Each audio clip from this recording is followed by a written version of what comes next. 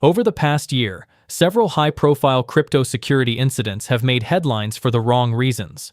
One that stood out was the widely reported story about Sam Altman-related crypto theft. What was striking about that case wasn't just that assets were targeted, but how fragile personal wallet setups can be when something unexpected happens. It was another reminder that most crypto losses don't come from sophisticated exploits. They come from something far more mundane: people losing access to their own wallets. That distinction matters. When people talk about crypto security, the conversation usually centers on hackers, exploits, or protocol failures. But if you look at real-world outcomes, a huge portion of losses comes from forgotten credentials, lost devices, damaged phones, or seed phrases that were never properly backed up. These aren't edge cases. They are normal life events: travel, accidents, device upgrades, or even just the passage of time can quietly turn self-custody into a permanent lockout. This has always been the part of crypto that bothered me the most.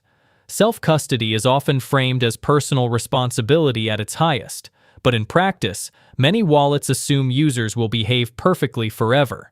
You're expected to generate a seed phrase once, store it flawlessly, never lose it, never expose it, and somehow keep it accessible for decades. That's not realistic human behavior. Life is messy, and systems that manage real wealth should account for that. While researching wallets through this lens, I spent time testing one called BRON. I didn't approach it looking for another feature-heavy crypto app. I was specifically interested in how it handled the weakest link in self-custody: recovery. BRON is built by the same team behind Copper, a company that provides digital asset custody infrastructure for institutions. That background matters, but only insofar as it shows the design philosophy they're coming from. Institutions plan for failure scenarios. Most retail wallets don't. What stood out immediately was that BRON doesn't rely on seed phrases at all. Instead, it uses a Guardian-based recovery model with a built-in 48-hour security window.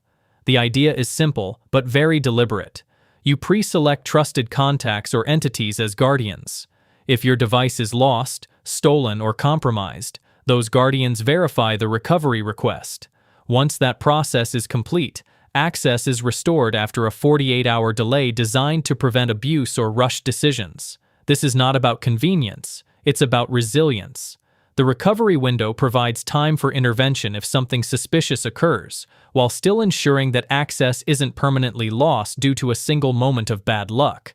There is no single piece of information that, if lost, would end everything, and there is no single point of failure that can be exploited in isolation. To understand why this matters, consider a very ordinary scenario. You're traveling, your phone is stolen or stops working. With most wallets, that moment is when panic sets in. You're trying to remember where a seed phrase might be stored, whether it was written correctly, or whether you even still have access to it. If you don't, that's it.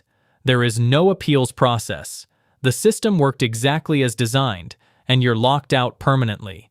With a Guardian-based recovery model, the situation looks very different. Losing a device is still stressful, but it's no longer catastrophic. You initiate recovery, your guardians confirm it, and after the security window, access is restored.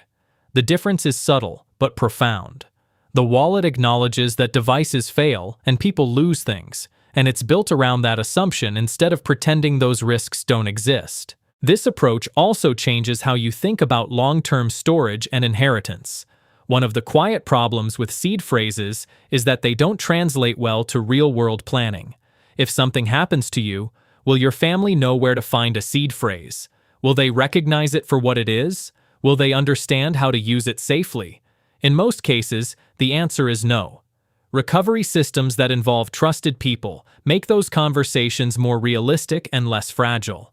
In BRON's case, the Guardian-based recovery method is further enhanced by the ability to add beneficiaries, allowing the wallet owner to securely and seamlessly pass on access in the event of passing, without introducing a single point of failure or compromising self-custody. What I appreciate about BRON's design is that it doesn't try to sell the idea of perfect security. Instead, it focuses on continuity. The goal isn't to eliminate risk entirely, which is impossible. The goal is to ensure that a single mistake or unlucky event doesn't result in permanent loss.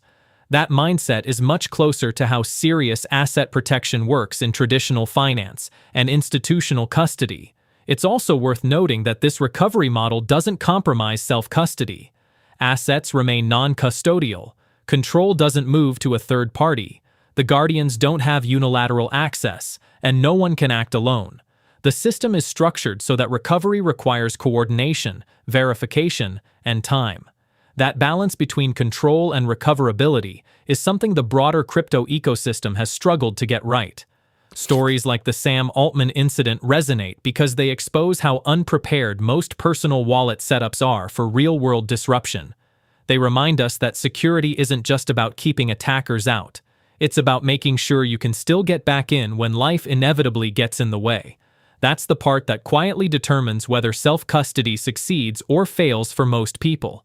After testing BRON, what stayed with me wasn't a feature list or a polished interface.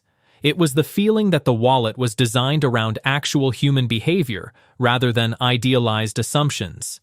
People lose phones. People forget things. People don't live in controlled environments.